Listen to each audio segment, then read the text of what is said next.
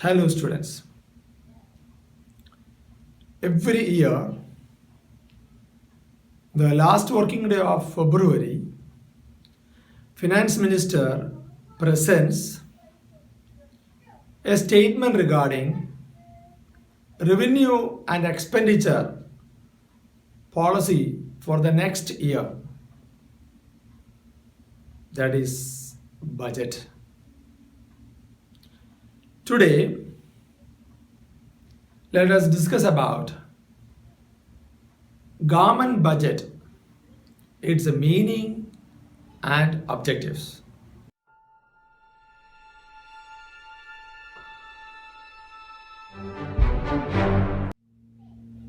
When we think about budget, we know that in the modern world, every government aims at a maximization of welfare of its country. In order to increase welfare of the country, the provision of infrastructural facilities or the economic matters all are essential to promote welfare of a country. So almost all the countries, they are ready to provide the facilities for the maximization of welfare of the people.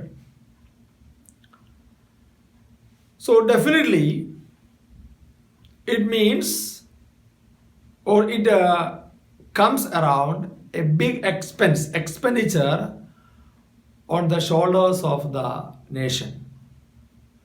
So in this regard, all the nation, they have to plan the policy, how much they have to spend and how much they can earn from the different sources of revenue. So a detailed homework is required in this regard. That homework, we can call it as budget.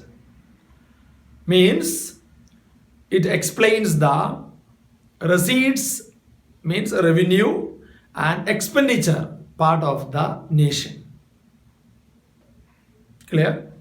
So a country like India, budget is an essential matter. Let's see what is the meaning of budget. Budget, it's a document containing detailed programs and policies of action for a fiscal year. Fiscal year we mean 1 year, one financial year, fiscal or financial year, starting with 1st April and ends with next year's March 31st. Now this is a fiscal year in India. But few states in India already has been changed the fiscal year from January to December as per the calendar year. Clear? So when we study about the budget, 2-3 things we have to explain regarding the budget. First of all, you know, who has the first person presented the budget after the independence in India? The first finance minister of India, R.K. Shanmugam Chetty. He was the first finance minister. He has presented the first budget in the independent India in the year 1947, in the month of November. That time that was presented in the month of November. Clear? And first budget introduced in the country, in the Indian Union during British period, that was in the year 1860 by James Wilson. That period was the period of transition period from East India Company to British Crown. That time the first budget was presented in Indian Union. And the first railway minister and his budget, that also we have to remember. Now both budgets are merged, that I'll tell after this one. So the first railway minister who has presented the budget in the parliament, that was John Mathai. John Mathai was the first railway minister in India, and after that when he became the finance minister of India also. He also presented his budget in the month of November 1947. Normally, railway budgets may be presented few days before the union budget. In this period, in the year 2016, September 21st, Prime Minister Sri Narendra Modi has merged both budgets into one. No need of separate budget for railway. That also will be presented by the finance minister along with the union budget. From 2017 onwards, I mean 2016 it was presented. From 2017 onwards, we are only having one budget, a comprehensive budget of the nation. It consists of the matters for budget, railway also, matters for the nation also. That is the single budget. Now, 92 years practice has been stopped by the government in the year 2016, September 21st. Clear? You understood something relating to the budget? Let's go to the meaning and its objective of budget. When we analyze the meaning, as I told you, budget is the document containing detailed programs and policies of the government relating to revenue and expenditure or receipts and expenditure for one fiscal year. Means it explains how much revenue can be collected from different sources of the nation and how much should be spent for the welfare of the people. Because the aim of our nation is to maximize welfare of the people, to increase the welfare, to reduce the disparity, provide maximum employment opportunities, eradicate poverty. In such a way, we have to maximize the welfare of the people. That is the first aim of the country, welfare maximization. Understood? So when we analyze this welfare maximization and these matters are all, we can see few elements are there in the budget. Considering the definition, we can find out the elements. First one is that this budget, it is prepared in all levels of the government. All levels we mean central government, state government budget, local administrative body also has budget. They have to prepare. Central government budget, state government budget and local government budget. Local government budget, as you know, as per the 73rd and 74th Amendment of the Constitution, local administrative body also got more priority and more power. That is why they are also having their own budget. And in local administrative also there are three-tier system also there. District Panchayat, Block Panchayat and Gram Panchayat. And moreover, municipalities and corporations. So you should know at least in your state how many district panchayats are there. District panchayats means number of the districts in your state. How many districts are there? And how many block panchayats are there? How many gram panchayats are there? And moreover, municipalities and corporations for the administrative purpose. That is the three-tier system in the lower levels of the administration. So all these levels we can see budget. Clear? That's the first element. Second element is that, as I told you, budget is the matter relating to expenditure and revenue or receipts and expenditure. It is planned. It is prepared according to the objectives of the nation. This budget should be prepared according to the objectives of the nation. That's our second element. We can see that. Means nation is having its own objective. Yes, our nation focuses mainly the maximization of welfare. So in each and every aspects of the budget we can see that point. The fund might be provided for the development of that aspect. How to maximize welfare. Clear? Third element is that, as I told you, this budget should be presented the last working day of February.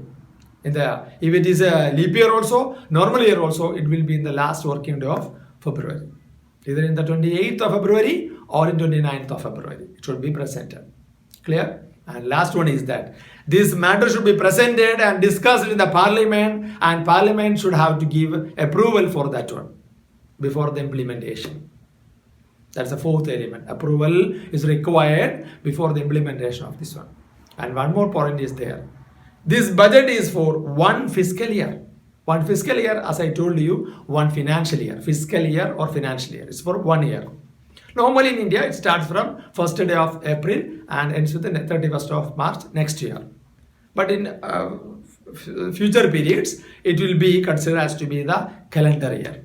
As I told you, few states, I think Madhya Pradesh and all, already they have changed this financial year for their own budget purposes instead of April for the convenience of them to January to December as the calendar year. Sooner or later, we can expect that also from the side of the government, changing of financial year from April this to normal calendar year. As like we are calculating academic year from the month of June itself. Like that, all these calculations are for the convenience of the administrative purposes. Clear now? These are the elements of government budget. Understood? Next, let us analyze about the objectives of government budget. When we think about the objectives of government budget, this objective should highlight the objectives of the nation. In each and every budget, government should highlight the objective. What is the objective of the nation?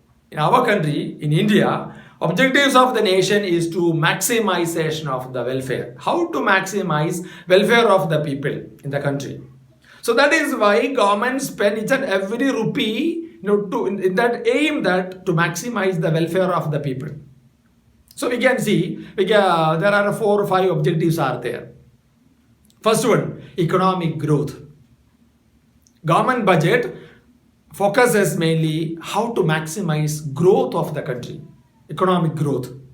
Economic growth can be maximized by increasing investment and savings in the country. Without increasing savings and investment, it is not possible to increase the growth of the country. And this in this budget, it mobilizes resources from different part of the nation and utilizes properly for the welfare of the people. Through this utilization, we can maximize the gross domestic product (GDP) of the country. So if GDP increases means that the GDP can be used for the development of the people. That shows that gross domestic product, it increase means, like I told you in the previous class, like a plum cake. If the cake is big, many people can enjoy. If the cake is like a cupcake, only 1 or 2 can be enjoyed. So means it should be maximized. How can we increase the growth of the nation? So that will bring again the development in the country. So maximization of growth or economic growth is the first objective of government budget. Clear. Second objective is that reallocation of resources. It means the allocated resource we want to reallocate. We know that in our country, both private sector and public sector work simultaneously, side by side. But there is no clash between them. But the government also promotes both sectors for the welfare of the people. But we know private sector is not engaged in the welfare of the people as a whole. But public sector has to be promoted. So that's why government give a little priority to the public sector rather than private sector. Because through that only government aims to maximize welfare. Because the aim of the government is to maximize welfare. So aim that should be maximized. So reallocation of resources that will bring welfare in the country. That is the second objective of the budget. The third objective is that redistribution of resources. Already resources being distributed. But in this distribution, we might have seen some sort of discrepancies, injustice. So that's why what the government can do from this side, to reduce this matter. Yes, to reduce this inequality, government can do many things. That's a part of the fiscal policy of the government. What is fiscal policy? Taxation. Government collects tax from the rich people. Government is taking resources from them and distributing the resources for the welfare of the poor people in the form of subsidies and other grants. And government spends this money for the welfare of the people in the form of public expenditure. So fiscal policy is a matter of taxation and expenditure that we'll discuss in this lesson or next lesson. Okay, so as a beginning, just you try to understand that fiscal policy we mean is a policy of the government in terms of taxation, public borrowing, deficit financing and expenditure. These are the 4 measures of fiscal policy. Once again I repeat, taxation, public borrowing, deficit financing and public expenditure. Is it expenditure policy, taxation policy, borrowing and deficit financing. So through this policy, government aims to maximize welfare. From the rich, government collects, and for the poor, government distribute. Through that way, government aims to reduce the inequality in income and income distribution. So we can bridge the gap between rich and the poor. Otherwise, it will be widened again and again. So the aim of the government is to reduce the disparity in the distribution of income. And through that, we can reduce the inequality in the country. That is the third aim, the redistribution of resources. And fourth one is that reduction of poverty and unemployment in the country. What do you mean by that? Poverty and unemployment both are the two social evils relating to inequality in the society. If there is poverty and unemployment is there, means that there is an injustice is there, unequal distribution of income, it exists in the country. So the government tries to eradicate this poverty and unemployment by providing employment generation schemes and allotting more money for the welfare of the people. Unemployment schemes. In order to eradicate these schemes, government offers money for the employment generation schemes. Through that, government understood or the government understands that poverty can be eradicated. So poverty is there. It shows there is no development in the country. Is it? And through that way, the backward regions and unequal situation can be removed, and we can generate a good development in the country also. Clear now? These are the four major objectives of the government budget in India. Once again, I repeat. First of all, government budget objective is that to increase economic growth in the country. Second one, reallocation of resources. Allocate the resource to the whole sectors. If it is allocated in one side, take it back and reallocate. And third one, redistribution of resources. Means in order to distribution is done already, mean from the rich people, collect the revenue in the form of taxes and give to the welfare of the poor people. Through that, we can reduce the inequality. And last one, reduction of poverty and unemployment by providing more employment generation schemes in the society. Understood? Hope you enjoyed the class. Tomorrow I'll come with a new topic. Thank you.